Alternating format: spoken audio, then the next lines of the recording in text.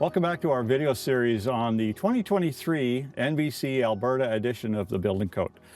This is going to focus heavily on air tightness. That's what this video is about. So we're going to talk about air tightness, we're going to talk about airtightness testing and why it's important. My name's Daryl Paul. I'm a building envelope technician and I'm a registered energy advisor. This is Keith Jansen. Keith, tell us about yourself. Yep, I'm Keith Jansen and builder here in Alberta for about the last 30 years. Also chair of the technical committee for Build Alberta. So I hope you enjoy the video, dig in, and we'll get going. So as we mentioned, the focus of these videos is to discuss the 2023 NBC Alberta edition, the Building Code, and what's new with the Building Code. So one of the new things is we've got this new 9.36.6 air tightness subsection. Right. So when we think of that subsection, there's a few things. There's the ACH 50, there's the NLR, there's the NLA, there is zones that we need to be aware of, and then there's guarded versus unguarded testing.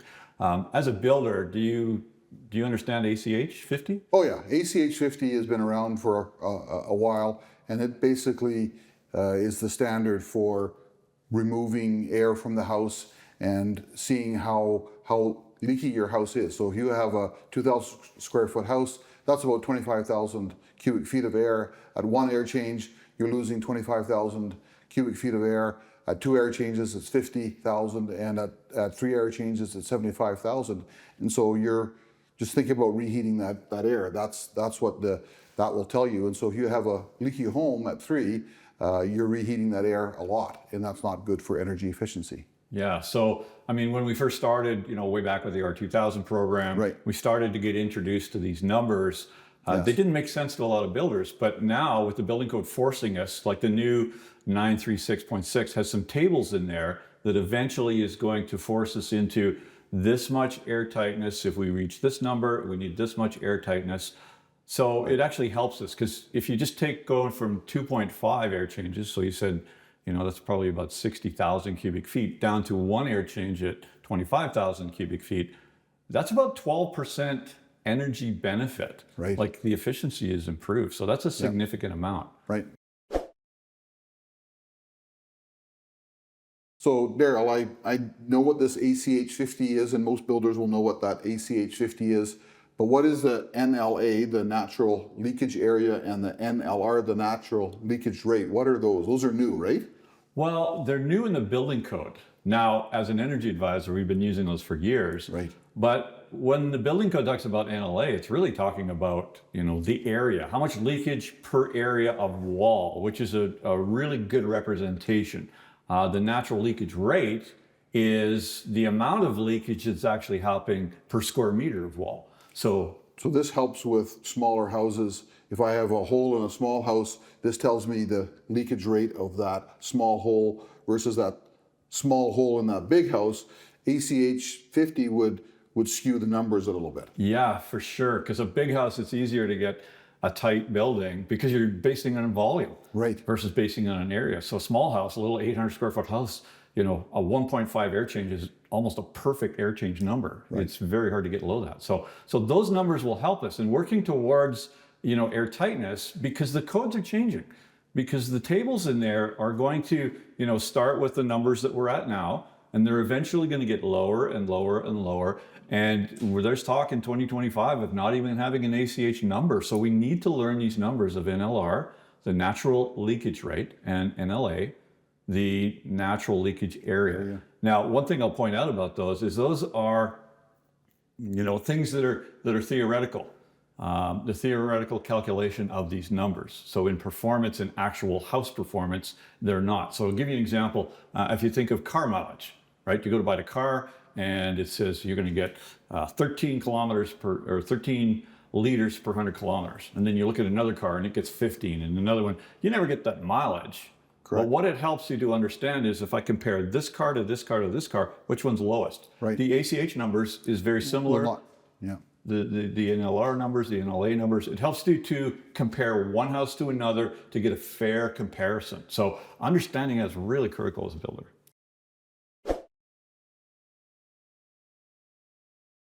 Daryl, I understand there's some changes in the new code for 2.5 air changes for some houses, 3 for other houses. Can you explain that to us? Yeah, when I first read through that, it was a little bit confusing to me too. But basically what they've done is they've said 2.5 ACH is going to be the calculation for the proposed house.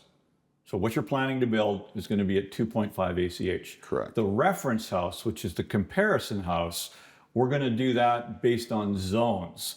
So if there's attached zones to it, like multifamily, side by side, we're going to put the number in the software at 3.0 because we know it's going to be leakier because of party walls. Before that was 2.5. Before that was 2.5 or 3.2. Right. Right. So now it's changed. So multis are going to be 3.0 and single family is going to be 2.5. So they've kind of simplified it now that we understand the language that they use. So I guess the next question, Keith, is what is air tightness and how is air tightness measured? So we talked about, the ACH, we talked about the NLR, we talked about the NLA. Any other things that we need to discuss? Yeah, so the 50. What does the 50 mean on the ACH? ACH stands for air change per hour. What's the 50 all about? Well, the 50 tells us what the differential is between inside and outside. So it's 50 pascals. So if you're not familiar with a pascal, if you had a wind that was about 33 kilometers an hour, give or take, blowing against your building, that would create a pressure differential of about 50 pascals between the inside and out. Now, the challenge is if you have 50 on that side blowing towards you, it's trying to come in, 50 on that side is trying to go out, it doesn't work very good to get an actual measurement. So if we put the house under that 50 pascal lower pressure differential, we can measure everything as if the pressure were equal all the way around. So it's a really good way to be able to establish a baseline. You're testing every wall, every exterior wall, essentially. Ceiling, basement floor, everything. Every interface to the outside. Exactly. So that helps us to understand. Now, again, ACH isn't the best way to determine that, but that's what we're using right now. Correct. Yeah. Now, as we look at air tightness and the question of what's air tightness, I always think of air tightness as if I was to climb into a plastic bag and lift the bag up over my head and tie it tight, that would be airtight. Wouldn't be good for you. Wouldn't be healthy. So a lot of people, they think we build our houses too airtight because that's what they think of. Correct. But we have a mechanical ventilation system. So we want the perimeter, we want the envelope to be airtight. So we're measuring an ACH or an air changes per hour for this volume of how much air we have to reheat. Correct. So that's the real principle behind it. If I lose 20,000 cubic feet of air every hour, I have to reheat that air potentially. And you want to stop the reheating of the air. Right. So the more with that building envelope. Right. So the more we restrict the movement of the air, the more efficient the building is. Correct. So really that's what the air tightness. So this is not about, I can't breathe, my house is too tight, because we have mechanical ventilation. That means it's more important to have mechanical ventilation. Correct. Yeah. So exactly. So that's part of it. Now, when we look at the building code, we've already kind of walked through some of the components. One of the things we didn't talk about, though, is a couple of the definitions. For instance, CFM. You've heard of cubic feet per minute. Exactly. So cubic feet per minute is the amount of air in a cube per minute. So we talked about that ACH 50 and the fact that if you had a 25,000 cubic foot house, one would move 25,000 cubic feet. If you divide that by 60, because it's an hour, the ACH 50, divide that by 60, that gives you the amount per minute, the CFM.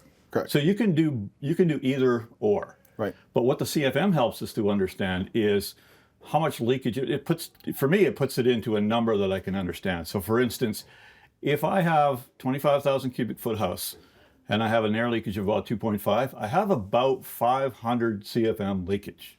Correct. Every minute, 500 cubic feet of air is leaving this building. So what's 500 cubic feet of air? Well, that's a shed that's 8 feet by 8 feet by 8 feet. That much air is going in and out of your building potentially every minute. So that's like 100 or 10 bath fans running. Correct. So you start to put that together and you think, well, that's energy efficiency, but it's also performance. Correct. It's also odors for the neighbor. It's also sound for the neighbor. Like it affects everything that we do. So correct. Airtightness is pretty critical. It is. So in the air tightness, we have to measure to something. So ACH is the one we use. Typically, we're going to measure to like a 2.5 ACH when we do our prescriptive requirements. So we don't have to come in and put a blower door test in here and test the actual building, but knowing that, you know, the prescriptive requirements are going to give us approximately 2.5, that helps us to have a point to work from. Now, as we get tighter, as we move down those tiers in 936.6, that table, we're going to get tighter and tighter and tighter. So we have targets that we're going to achieve. Right. As we do that, we're going to have to get into blower door testing because we're going to have to get lower and lower. But if we think of the blower door testing itself, we'll have a target. So for instance, maybe in the past you've built R2000 houses. Yep, back in the mid-90s, late 90s.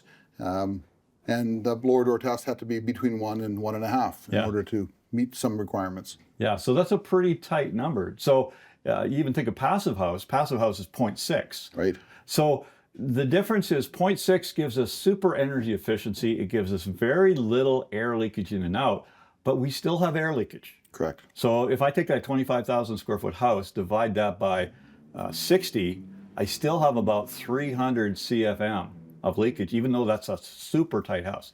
So I need to... That's a 1 air change per hour. Yes. Right. Yeah. So if I take that super airtight house, and if I have all the holes, just, you know, little holes like that, I'm going to have a really good performing house. But if I have super tight house, but I have 4 holes this big, I could have a problem, you know, with attic rain. Maybe it's right in the top, in the front. So airtightness. Or your rim joist and moisture going out into a cantilever. How about bonus room back here? Yes. All Cantilever, of those. like Correct. all of those are going to be a factor. So what we understand then is that airtightness is for energy, but the real saving is the performance. Correct. It limits the attic rain, it limits the cold floors, the drafts, and all those other things. It does. So Daryl, it's really important to get all these details on a set of drawings, or you got to communicate all this information to trades and suppliers and the workers, right? Yeah, exactly. And I think that's the thing that you need to think about. So if you take a blueprint, for instance, the first thing I always tell people is identify where your air barrier is. Is it on the inside? Is it on the outside? When you go to a cantilever, do you wrap it around? Does it go from the inside to the outside? What are the consequences? Making sure that that's in that location. But the other thing to think about is if you take a pen and try and draw a straight line where your air barrier goes, every time you intersect another line, say for a joist, you have to lift your pen because you're intersecting that line. That means there's going to be a joint there for your air barrier. So if you can define that somehow on your blueprints to say where these joints are, you need to seal that. Not only seal it, put backing on, because the sealant is only as good as the support it has. So for instance, you take 2 pieces of poly and you put them together, and over the next 10 years the wind blows, well, they're going to come apart. Correct. So you need to compress those together. So that's where the blueprint gives you the details. So let's look at a few examples. Let's walk around this house and have a few examples of where we can improve in our detailing. And imagine this is not all the things we can see. This is just the common things that we can see. We could spend a whole day on a video, but this will give us an idea of what to look for.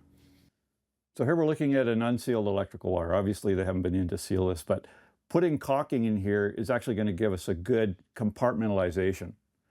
If we go over here to the window, the rough opening, this needs to be air sealed. It's way more important than insulation. Make sure it's air sealed and identify the air barrier location. It's going to be on the inside, it's going to be on the outside. How do we drain the rough opening? And then when we look at the rough opening jamb extension, the jamb extension needs to be sealed to the window. Yeah, so one of the things that you see here is a sealed electrical box, and so this will provide sealing of that hole that you cut in there for the electrical. You have the gasket around there, and that's going to provide you with your seal. So these boxes are very, very important. Yeah, and when we look at the duct penetrations here, making sure, especially here with the hood fan, making sure that these are marked on the blueprint, how you're going to detail this, how you're going to seal it, because you're going to have a hard time getting in behind that duct penetration. This is probably one of the hardest spots for the spray foam guy to get around to seal that whole space if you're doing spray foam, for instance. Yeah, exactly. The cantilever, if you look at the cantilever on the inside, it looks simple, but you got to remember that you need to keep that area warm. So your air barrier has to be clearly defined, and if you drop that area outside, when you look at the exterior, that indicates that that space needs to be warm but insulated and airtight on the bottom side. And then when we go look at the chaseway here, You can see they put a piece of drywall behind it. That's excellent because that's going to keep any air that's in that duct when it leaks into that cavity from going into that exterior wall. Probably warm, moist air. Not good to get in the outside wall. Yeah, exactly. And then the party walls, when we look at the rim, that's the hard connection that is making it difficult to air seal because we got to leave that airspace between the two buildings, and yet we're trying to make it airtight and connect the insulation to that location as well. When we look at the party wall at the top of the stairs and look at up in between, we want to have one solid piece of poly right across, wrapping the whole thing, make sure air doesn't move into the attic. And that poly ties into that ceiling poly, so that's now one continuous air barrier. Yeah, exactly. And then when we look at the bonus room, here we have a bonus room and we also have a deck. So one's a roof, one's a floor. So interconnecting that, when we look at the air barrier, we can use a caulking or we can use the paper. But if we're going to use the house wrap as the paper, we need to extend it farther to make that interconnection. So don't cut it off so short. Gas line that's going through the poly, if we'd have put a block there and drilled a hole through, we'd have a way to seal it. But right now, how do you seal that poly and get it to last long term? So you want to make sure that that's taken care of. Okay, so when we look at the bulkhead here in the basement, you can see that they've wrapped the poly really nice. It's gone behind the backing and it's come out, and when they put the drywall on, it's going to compress that joint to make sure the air can't leak. And then when I look up at the top where the rim and the top of the frost wall meet together, there's no way air from the house can get behind the frost wall because that's what's going to cause problems in behind there. And if the air is moving behind there, not only is it an energy efficient issue, but you're going to get a lot of frost and condensation. And then when you look at the bottom of the wall, you can see they've put a double layer of acoustical. So they've sealed the wall to the floor and they've sealed the poly to the wall. So really nice job on air tightness. So there's lots of misconceptions about airtight houses, about moisture getting trapped in outside walls. What do you say about that? We hear it all the time. We build our houses too tight. And yet, when we don't build them tight enough, we have a real problem. So there is a lot of misconceptions. So I made a list here. I got 6 little points here. So when I think of, the leakage rate in a house, it is an energy efficiency thing. But one of the other things that happens is moisture gets trapped in a wall because moisture gets into the wall. What gets it in there? It's the air that moves it. It's whether the air moves it in from the inside because of humidity and pressure, it pushes into the wall, or outside, maybe it's raining and the wind is blowing and the rain pushes it in. Right. So energy efficiency works against moisture control.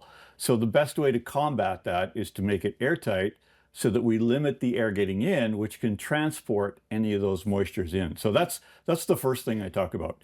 The second thing is, if you were to cover yourself in a plastic bag, like I said, and you couldn't breathe, you'd have a problem. So our houses, we're basically making them super airtight. We need mechanical ventilation. And the mechanical ventilation needs to exchange the humid air inside with dry air that's outside. But we need to do it economically, so that's where the HRV, mechanical ventilation systems that are energy efficient come in. Right. So that's a good one too. Another one is looking at older buildings versus newer buildings. If you think of an older building, why didn't we have moisture problems?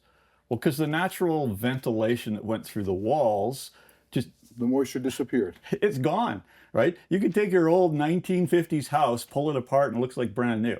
Right. And so that's part of the issue, is that we think that that's the cure today, is to let the air go through. But that's not the case, because that 1950s house either didn't have insulation or it had R8, like it had very little insulation. So there's no heat getting out. So now we put these big thick walls, R20, R22, R24. The heat doesn't get out, so the condensation forms on the outside. Well, if we let air leak in there, that makes it worse. Correct. So anybody that thinks it's not airtight enough, we want to get more and more and more airtight, right? So thinking it's not airtight enough is a good one. The other one is to think about the fluctuating pressure. So what is it for air to get into that wall when we're doing air tightness? Well, it takes a pressure to push the air in. Well, what's the pressure from? Well, it's probably an unbalanced mechanical system. If you're putting more air into the building than you're taking out, It's pushing out. it's pushing out, and you're going to fill that wall full of moisture. So you got to be careful of not only the air pressure, but the direction of the air pressure. So when we balance an HRV, we think of air tightness as being, this thing about energy efficiency, but it's overall performance. It's how the assembly performs. So Yes. very important point. And then finally, we have to have the building that withstands the pressures. So when we talk about putting two pieces of poly together, the joint is tight, but we have a backing to support it. Now it's going to last long term. You know, it's not just there so that we tape the joint so the inspector sees it, we put the drywall on, we're good. Correct. Because a lot of houses start to fail, like attic rain starts to happen, you know, a year, 2, 3 years after. The first winter. Yep. So, you know, you're going to see those things down the road, not necessarily right away. So there's an example of a few things.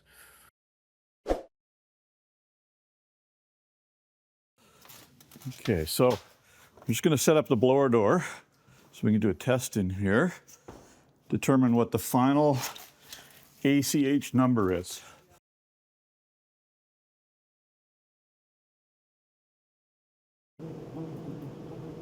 So if we look at the blower door right now, we've got a pressure pushing in. So the house is under a negative pressure, lower than outside by 50 pascals. So there's the number on the top of the manometer telling me that. Right now I've got it for a CFM setting. So the leakage on this house is about 670 CFM. Now I'm just going to turn this off because it's a little bit hard to hear. And then when the pressure goes back to neutral, see, it takes no time at all for the pressure to go back to neutral. But we're going to measure a few things in this house. We're going to measure the ACH 50, which is the air changes per hour at 50 pascals differential. We're going to look at the NLA and the NLR. And the NLA is the natural leakage area. So how big are the holes in the walls when you combine them all together? And then the natural leakage rate is the amount of leakage through the wall. So ACH is the overall volume, how many times it leaks, whereas the NLR is the rate of the leakage through the walls themselves. And the reason we get these different numbers is if you look at a big house, let's say you've got 5,000 square feet, it's 2 stories, it's got a walkout, there's a huge volume of air in there. That house is going to be much easier to get a low air tightness on than a house that's small. Like you take a small house that's 800 square feet, and it's only 2 stories with a basement.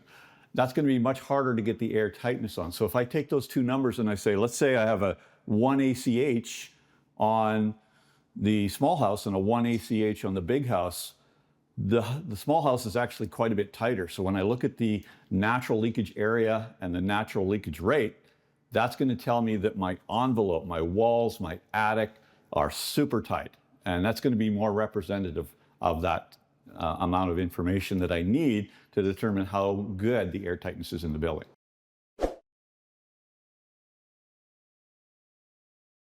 Now the other thing, other than ACH and the natural leakage areas and rate, are the fact that we need to understand what a guarded and unguarded test are, and we need to think about the single point versus multi-point test. So really what that is, that's for your energy advisor. So when you hire an energy advisor, he's going to have this information, but what we're talking about is when we do a single point test, if I knew the volume of this house, the amount of cubic feet of air in this house, I could punch that into the little computer here on the manometer, and then I could set the pressure at -50, and it would tell me the ACH of this house. It would automatically calculate it within the machine. But with a multi-point test, what that does is I actually start this at -50, I record the pressure, I go down to -45, I record the pressure again. I do that all the way through till I get down to about -15, and I have about 8 points of reference. Then I enter that into the software, and that calculates a couple of things. First of all, it calculates a more accurate ACH, but secondly, it calculates what we call the flow exponent. And in the building code, there's a reference to say the flow exponent has to be 0.67. Now, you don't have to worry about that because that's the energy advisor's responsibility. But what it tells us as an energy advisor is it tells us that if we're down at 0.5, which is the low end, or up at 1.0, which is the high end, it tells us, do we have a whole bunch of tiny little holes that there's no way we could fix them? Or do we have a whole bunch of, or a smaller amount of big holes? Let's say we have 3 holes this big. We can figure it out. Because what it's doing is, as we do those multi-points, it's calculating the friction of the air going through those holes. So if we were to get a flow exponent that's outside that 0.67, high or low, that'll tell us what we can do, whether we can fix it or whether we can't fix it. So, but that's going to come from your energy advisors. You don't have to worry about that. Now, we're in a single family home here, so this is what we call an unguarded test. because we don't have any party walls connecting it. We don't have a secondary suite connecting it. But let's say we had a secondary suite downstairs and we're trying to separate the two buildings because this is a zone to its own. The one downstairs is a zone. We're trying to separate the air flow between the two for fire protection. So we would have those two zones. So we'd test this zone by itself. We would test the lower zone by itself. But we're going to have two different leakage rates. And what we're testing is how much leakage is going through the floor in that case.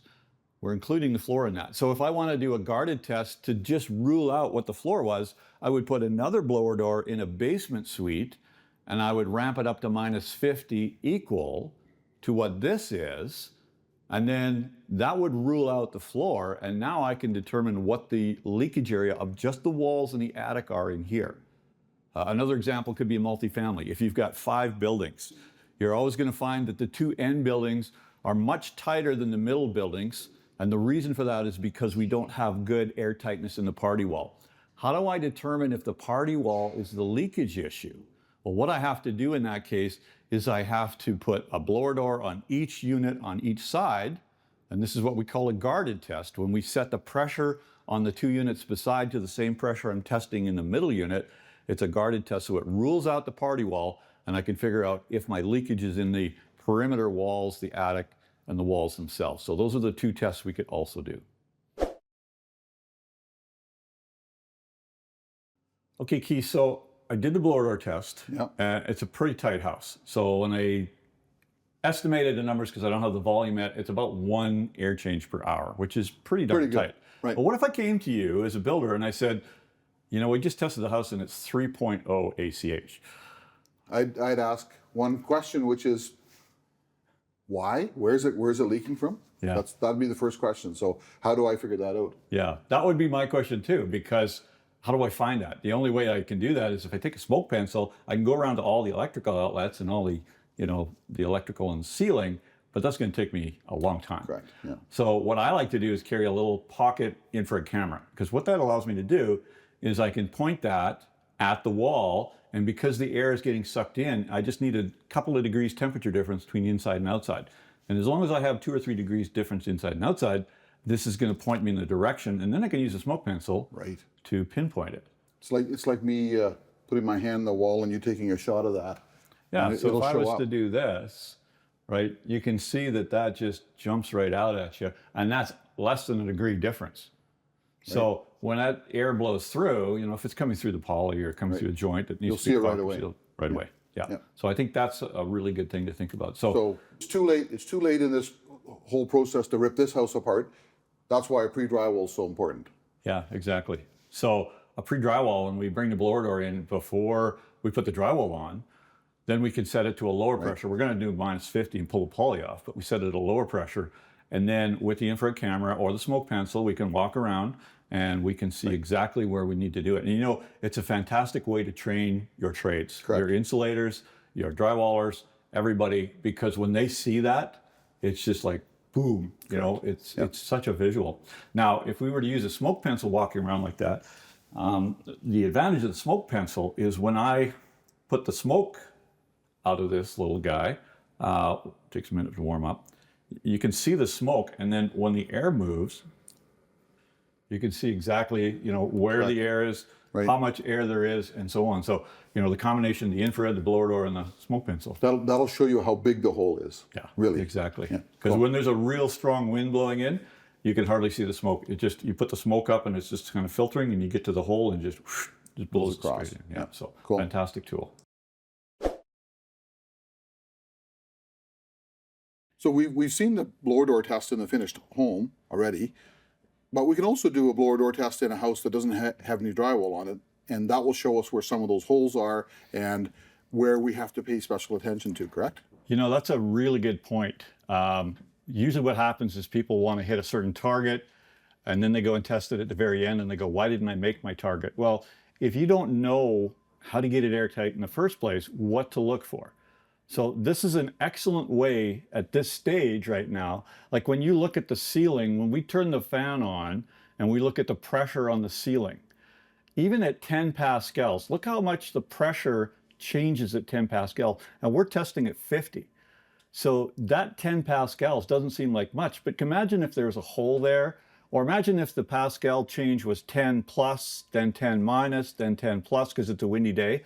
So everywhere Kept you've moving. got, yeah, exactly. So where you've got taped joints, that's going to go on for the life of that building. So you need backing on there so that it doesn't eventually release. So when we're doing the air tightness testing, it also helps us to train our eye what to look for. So if you did 10 houses and you walked through them and did the test at this stage with the blower door and looked at all the little things, and you took your electrician, you could take your framer, you could take your insulator, your drywaller, your architect, or your draftsperson, walk them through. Heating guy, plumbing guy. Exactly. Mechanical trades. And just have them look at where the leakages are. It'll blow their mind the first time they see it if they've never seen it before. Correct. So we don't have to do a pre-drywall blower door test on every house.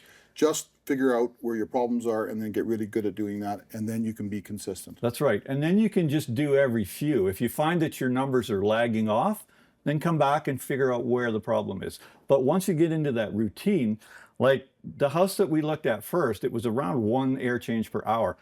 They've been doing the pre-drywalls, but they don't do every house. Right. But they've learned where the weaknesses are. So that's really a key area in understanding what to do.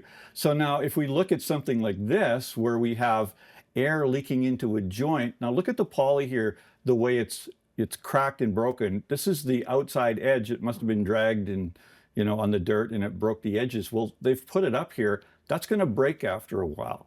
So the problem with that is that's not going to happen for the first couple, maybe 3 years. But that pressure constant up, down is eventually going to open that up. And that's the problem. Right. Now, if you look at the way the smoke moves through the opening in this joint, we can see how the smoke moves through the opening because we've pressurized the house. So one tip is, if you go do the pre-drywall, don't turn it up any higher than 30 pascals.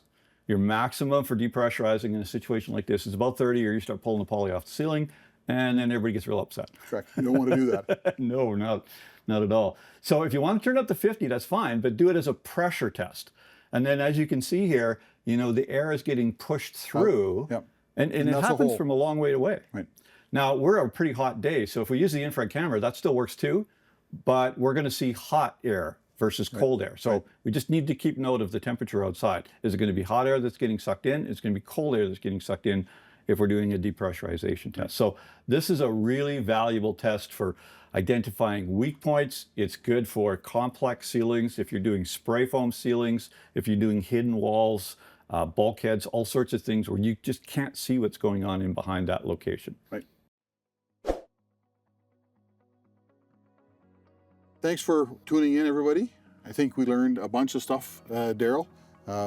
Things like how important it is to make sure that you are airtight and how that affects the performance of your house, how to do a pre-drywall test, how to think about where all the holes are going to be, which trades to engage with, all those kind of things. This was a wonderful experience. Yes, we did learn a whole lot of things today. We talked about some of the new building code requirements. We're going to have a new subsection 936.6 on air tightness. We've got some tables in there that eventually we'll have to start implementing air tightness, so we need to learn about it now. Yep. We learned about guarded, unguarded tests. We learned about ACH 50, what that means, NLR, NLA, all the different acronyms and what they mean. So it's really good for us to review this information, go back to the building code now, think about how we're building, what our blueprints are showing. Do they show enough detail so that we can give that to the trades and have them understand? And the other thing that we really want to recommend is doing a pre-drywall air tightness test and bringing your trades along, showing them exactly where the weaknesses are, where the weak points are, and how they can improve in that construction. And get a little competition going, between the trades or between the sites, right, so the guys can really feel good about getting that good air tightness number. And don't forget, we don't build too tight. We're not building too tight. We're going to improve our performance as well as our energy efficiency. Our tightness is going to help the envelope. It's our mechanical system that's going to give us the fresh air in the house. So put enough mechanical ventilation in so that we get lots of airflow. Right. So thanks for tuning into these videos. We look forward to the next one. We invite you to come back when that comes out. And in the meantime, download your free copy of the NBC Alberta Edition 2023 right away.